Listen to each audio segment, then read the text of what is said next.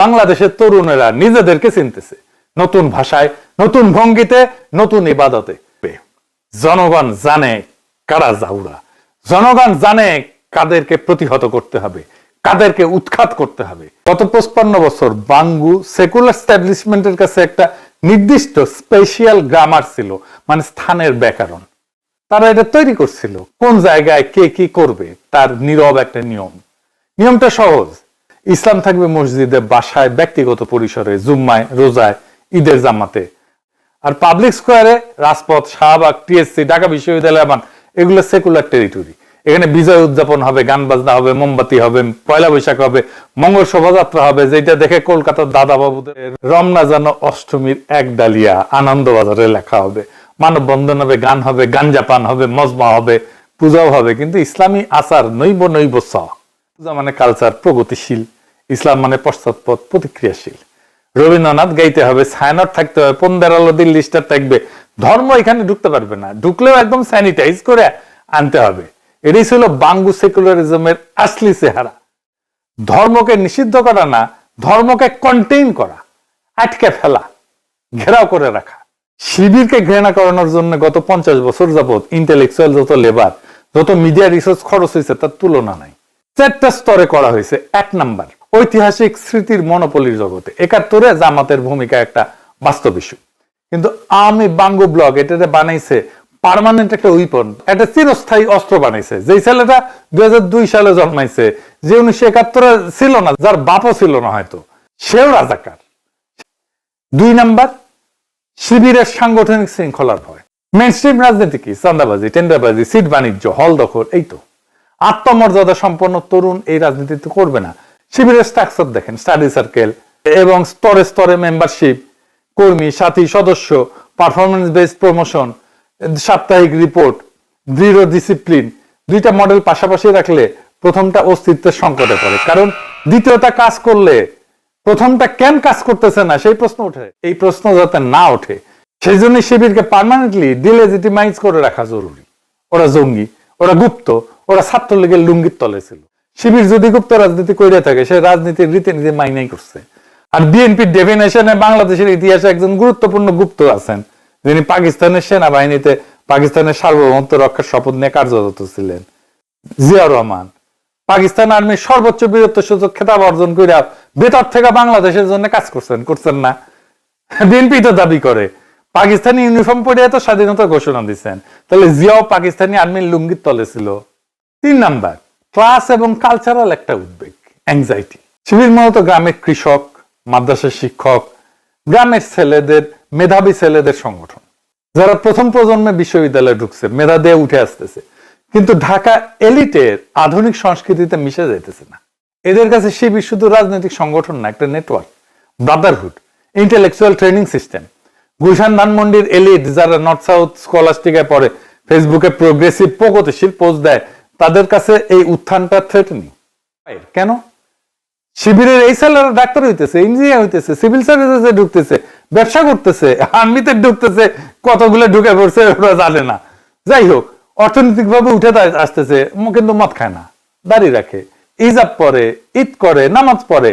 তারা তাদের গড়ে তোলা যে কালচারাল স্ট্যাবলিশমেন্ট, সেটার ভেতরে ঢোকে না।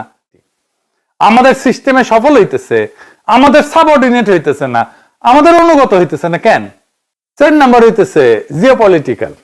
দিল্লির প্রেফার্ড ন্যারেটিভ হইতেছে ইসলাম ইজ মানি টেররিস্ট। ওয়াশিংটন 9/11 এর পরে ওয়ার অন টেরর আনলো। এই ন্যারেটিভের লোকাল বরকন্দাজ হইতেছে দেশি বাঙ্গু ব্লক। ওরা কেরোসিন শিখা, শিবির হইতেছে মাটির প্রদীপ। ছড়া আছে না, কেরোসিন শিখা বলে মাটির প্রদীপে ভাই বলে ডাকো যদি দেব গলা টিপে। ওরা একটা গল্প বিক্রি করে আমেরিকা আর ইন্ডিয়ার কাছে, ইসলামিজ বিপদ আসতেছে। বিক্রি হয় ওয়াশিংটনে, দিল্লিতে, গবেষণা প্রতিষ্ঠানে, ইউনিভার্সিটিতে, দিল্লি সাউথ ব্লকে, ব্রাসেলসের দপ্তরে। এর বিনিময়ে স্কলারশিপ পায়, পিএইচডি করে, গবেষণা অনুদান পায়, পশ্চিমা মিডিয়ায় লেখার সুযোগ পায়, আর ক্ষমতায় বৈশা থাকার আন্তর্জাতিক স্বীকৃতি পায়। বাস্তবে শিবির কি করতেছে এটা গুরুত্বপূর্ণ না তো। গুরুত্বপূর্ণ শিবিরকে কিভাবে বাঙ্গুরা ব্যবহার করতেছে, ওয়েস্টের কাছে বেচতেছে। শিবির হলেছে সেই বলির পাঠা, যারা বেচা এদের গোটা ধান্দাবাজি চলে। শিবিরের নাম বেচা এনজিও চলে, নারীবাদ চলে, বিএনপির রেইনবো সোসাইটি চলে, রেনবো সোসাইটি করবে নাকি ওরা? বামেদের ফ্যাসিবাদ বিরোধী কারবার চলে, সুশীলদের সেমিনার চলে, টকশো চলে, বইমেলায় বই বিক্রি হয়, এটা পুরো ইকোনমি, পুরো অর্থনীতি। শিবির যদি কাল না থাকে, এদের অর্ধেকটা রুটি রুজি বন্ধ। তাই শিবির থাকতে হবে, এবং ঠিক যতটুকু ভয়ঙ্কর মনে হয় ততটুকু দেখাইতে হবে, না বেশি না কম। এবং ঠিক ততটুকু থাকতে হবে যেন নিজেরা আবার বড় হইয়া ক্ষমতাই দখল করে না বসে। বেশি না, কম। এই নিয়ন্ত্রিত ভয় উৎপাদনই হইতেছে এই ইকোসিস্টেমের আসল পণ্য। 15 বছর ধরে ন্যারেটিভ ছিল যে শিবির মার্জিনাল, ফ্রিঞ্জ, এরা রক কাটে, মেয়েরা এদের পছন্দ করে না।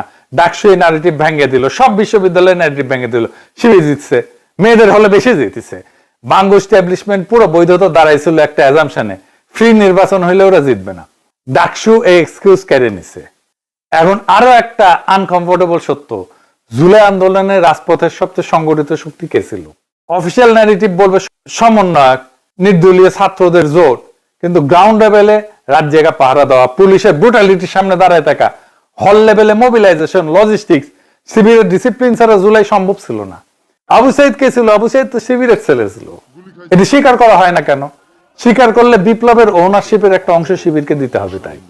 তাই 5ই আগস্টের পর থেকে চলতেছে একটা সিস্টেমিক ইরেজার। ওরা ছিল না, ওরা গুপ্ত, ওরা হাইজ্যাক করেছে। ইসলামী আন্দোলনের দুই শক্তি, একটা হচ্ছে হাই মরাল পজিশন আর ডিসিপ্লিন। শিবিরের যে উত্থান, এটার পিছনে একটা কারণ হয়েছে তারা সংযত এবং তাদের হাই মরাল পজিশন আছে। তো তাদের এই হাই মরাল পজিশনকে ভাঙবে কিভাবে? তাদের লাগায় দাও, চিমটি কাটো, যেন ঘুষি চালায়।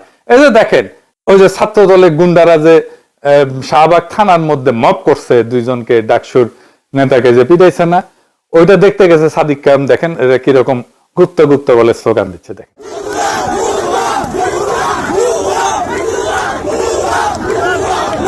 এরকম উস্কানি দিচ্ছে যেন ছাত্র শিবির ধৈর্য হারা হয়ে তাদের আক্রমণ করে, এমন করলে তখন এটা বলবে, দেখছেন আমরা বলছি না ওরা জঙ্গি। এরপর রাষ্ট্রের দমন নীতি জায়েজ হয়ে যাবে।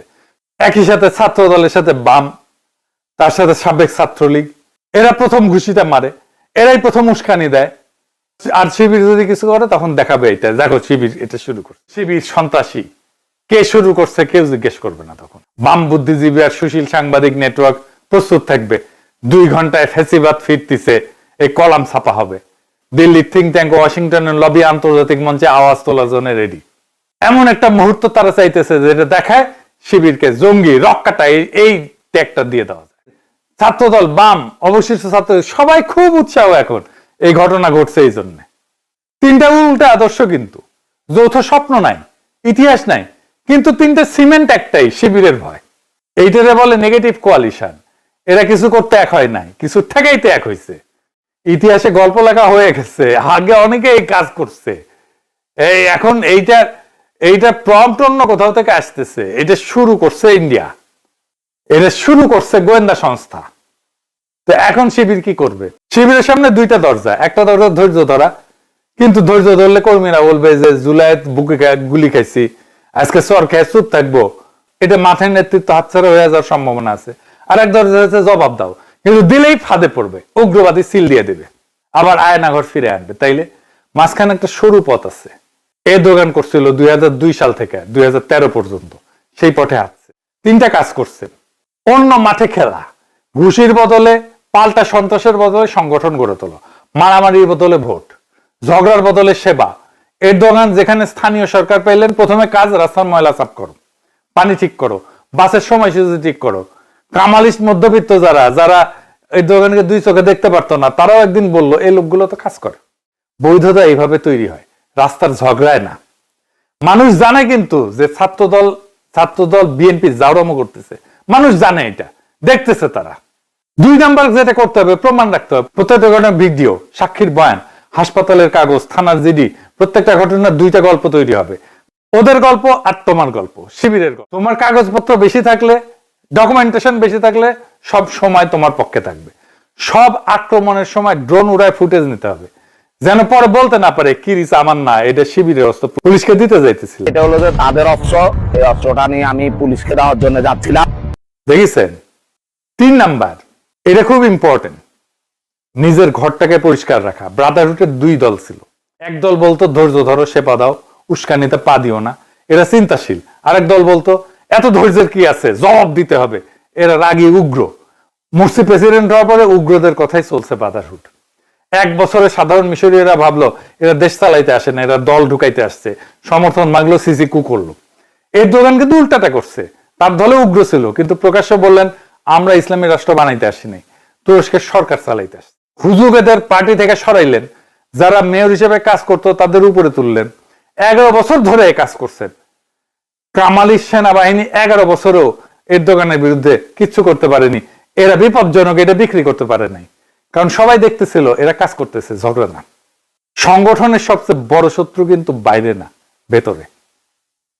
ছাত্রদল কিছুই করতে পারবে না, ভেতরে ঠিক রাখে। উস্কানিতে পা দিয়েন না, উস্কানিতে পা দিছেন তো মরিছেন। উস্কানির ফাঁদে পা দিবেন, পরে 2 প্রজন্ম হারায় যাবে। এই রাস্তা কিন্তু খোলা আছে, বহুজন চায় এই রাস্তায় তারা যাক, এই রাস্তায় যাওয়া যাবে না। তুরস্ক 2002 থেকে ধৈর্য, শৃঙ্খলা, সেবা, 20 বছরের লম্বা খেলা, কঠিন কিন্তু এটা টিকে আছে। সেটা শিবির ঠিক করুক কোন রাস্তায় তারা হাঁটবে। কিন্তু একটা কথা পরিষ্কার, 5ই আগস্টে যে জাতি সেজদা দিছে সেই জাতি আর আগের মতো নাই। বাঙ্গু এলিট সেকুলার স্ট্যাবলিশমেন্টের সবচেয়ে বড় সমস্যা এইটাই, তারা চিনতে পারতেছে না সামনে যে দাঁড়ায় সেটা তার তৈরি করার ন্যারেটিভের লোক না, তারা সে চিনতে পারতেছে না, তারা সে বুঝতেও পারে না।